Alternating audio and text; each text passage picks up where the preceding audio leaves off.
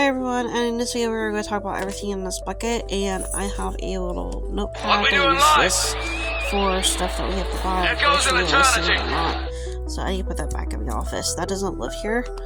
Next is the books that I read. This one I'm actually kind of being put on hot pause, but I know I'm going to be picking this up eventually, maybe this weekend.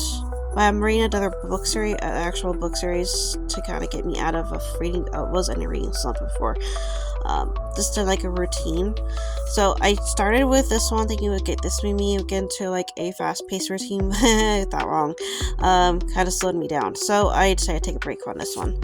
I got up to like I freaking forgot what page I was on. I think I was on like chapter 2 or chapter 3.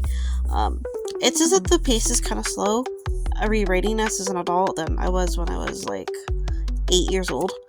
But I'll pick it up faster, I think, after I finish Pegasus, the first book. And I really love this story. This is clear. We're kind of switching back and forth with POV. I think 2 POVs every other chapter. From Emily to this Palin, I think his called name. So very interesting on how this is gonna fall out. And she has a friend named Joel that's really loves Pegasus's, so he's kind of hanging out with her and helping to have Pegasus heal on top of their apartment roof, and that's kind of where I'm at with the story in chapter 8. I actually just started chapter 9 last night, so 9 out of 33 I think it is. I really highly recommend the series. To any age, any type of reader that loves fantasy and adventure and mystery and stuff like that. I highly recommend it. I really love the series. It either will work, honestly, for font, paperback or hardcover. There's absolutely no real dramatic difference other than maybe the slight length of the book. The other book I've been kind of put on hold on is because I've been focusing on Pegasus, is Iron Flame, and this is book 2 of the Empyrean series. This is about a revolution that Violet's older brother, not Brandon, I think it's Brennan,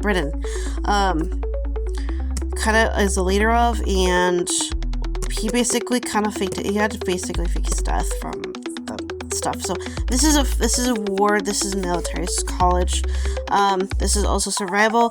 This is all about main prime story of Violet Sorrengail, the youngest of 3, and her love interest, and because there's 2 guys there that like are interest of her. One's like a best friend, the other one is an actual like a protector, provider, possessive protector, Xaden. So the POV is of Violet, and if in book 1 you find out about all the history and knowledge and stuff, so I have a lot of that stuff highlighted.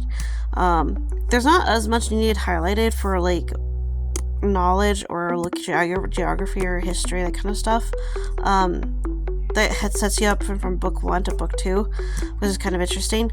So you kind of just focus more about the emotion and the trials and stuff like that that go on here, and the battles and stuff. So how do I explain it? It's for those who really love fantasy and like love history, like the medieval structure, not medieval, sorry.